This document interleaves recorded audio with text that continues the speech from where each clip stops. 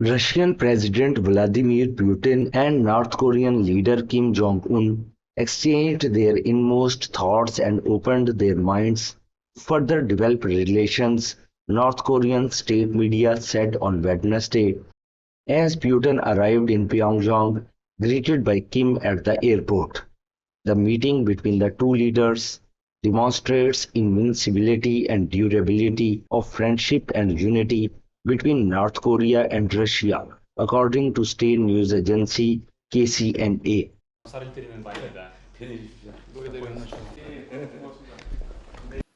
Russian President Vladimir Putin arrived in North Korea on Wednesday for his first visit in 24 years, vowing to deepen trade and security ties with the reclusive nuclear-armed state and to support it against the United States.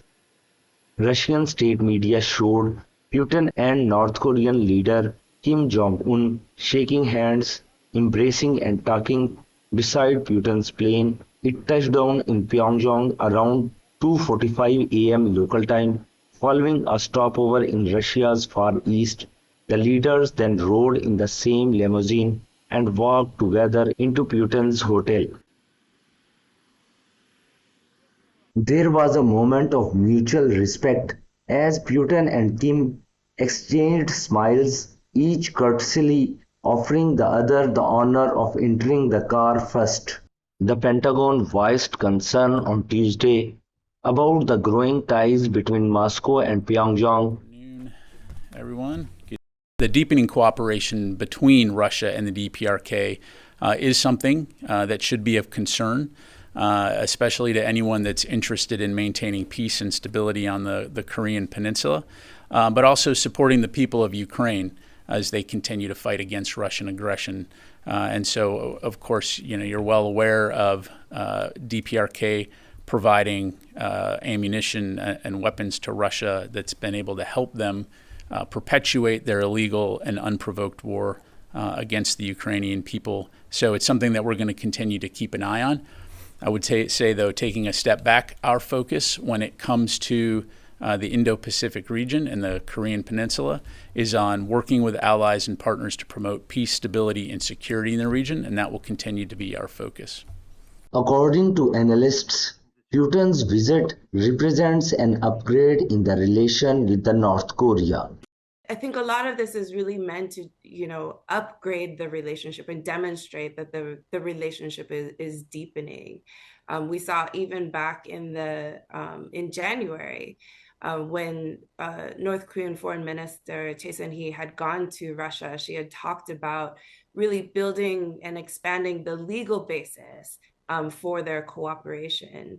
And I think the expectation here now, and especially coming from Russian press, is that there will be a treaty signed, upgrade the relationship, and then, and likely to expand the level of cooperation and include some security components within that treaty. They have a common problem, and that is sanctions. And Putin has really been leading what he considers and what he deems the war on the West, and trying to create a multipolar system and sort of upend or create an alternative to a US-led world order. That US-led world order has certainly caused problems for North Korea as well, right? North Korea is also under sanctions. And the two have offered each other, political and moral support in trying to resist sanctions. So Russia has, blocked the imposition of new sanctions at the UN Security Council in recent years, and just vetoed the extension of the mandate of the panel of experts that monitors sanctions implementation and evasion for North Korea. So, that wasn't an altruistic move. It wasn't just about North Korea, but certainly it has implications for, trying to weaken sanctions regime as a whole, including those against Russia. North Korea stands to gain a lot from this relationship, especially in the short term. And this includes, in the economic realm, increased trade, increased economic cooperation. We've seen, indications of, for instance, agricultural cooperation, and even, the willingness of Russia to receive North Korean workers again. as well as, political support. Again, both have really been stalwart in their moral support for each other's endeavors against the international community and against international law.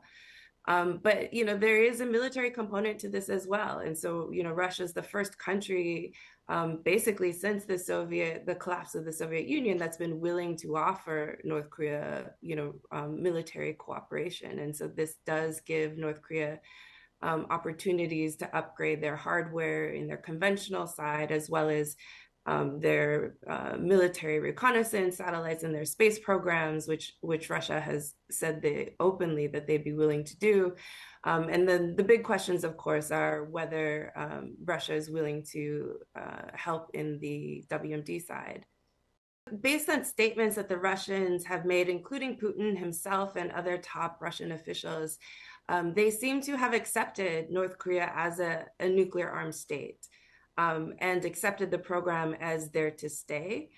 They're at the same time, they do still, parrot language about not violating international law and upholding sanctions on some level.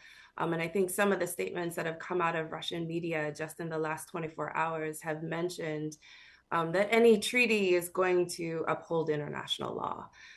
While at the same time talking about their common struggle against sanctions. So I think that they're going to thread this needle, and I think most likely in the treaty itself, I would expect to see more principles of cooperation rather than the actual details of what it is that they're willing to do and how far they're willing to go.